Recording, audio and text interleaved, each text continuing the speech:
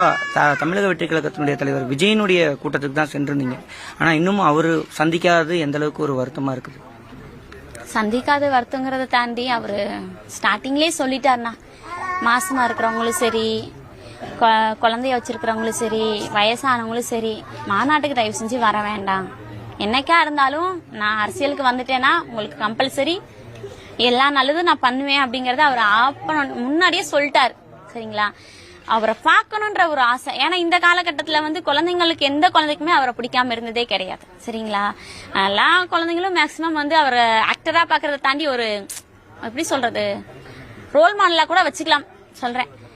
ரொம்ப பிடிக்கும். பல பேரண்ட்ஸ் குழந்தைங்களுக்காகவே கூட்டிட்டு போற மாதிரி கூட்டிட்டு போயிருந்திருப்பாங்க. அப்படிதான் நானும் கூட்டிட்டு போனேன். என் பையன் அவ்வளவு ஆசைப்பட்டான், பாக்கணும் பாக்கணும், வாமா ஒரு தாட்டி வாமா, ஒரு தாட்டி வாமா, ஒரு டைமா வாமா வாமான்னு சொல்லி கூட்டிட்டு போனா. ஆனா அவர் மேல நான் குறை சொல்ல மாட்டேனா, ஒப்பனா நான் சொல்றேன். யார் எப்படி எடுத்துக்கிறாங்களோ எனக்கு தெரியாது. அவர் மேல தப்பு இல்ல, போலீஸ் பாதுகாப்பு ஏன் கொடுக்கல? அவர் வராரு. கரூருங்கிறது எவ்வளவு ஒரு பெரிய ஊரு, எவ்வளவு ஒரு இது, அந்த இடத்துல அவர் வராருன்னு தான் ஏன் போலீஸ் பாதுகாப்பு கொடுக்கல. ஆனா அவர் சொல்லிட்டாரு, எல்லா கட்சியும் நார்மலா பாருங்க, எல்லா கட்சியும் பொதுவா பாருங்க, எல்லா கட்சிக்கும் போலீஸ் பாதுகாப்பு கொடுங்கன்னு சொல்லி சொன்னதுக்கு அப்புறமும் ஏன் போலீஸ் பாதுகாப்பு கொடுக்கல? அப்ப இது யார் மேல தப்பு? போலீஸ் மேலதான் தப்பு, போலீஸ் கமிட்டி மேலதான் தப்பு.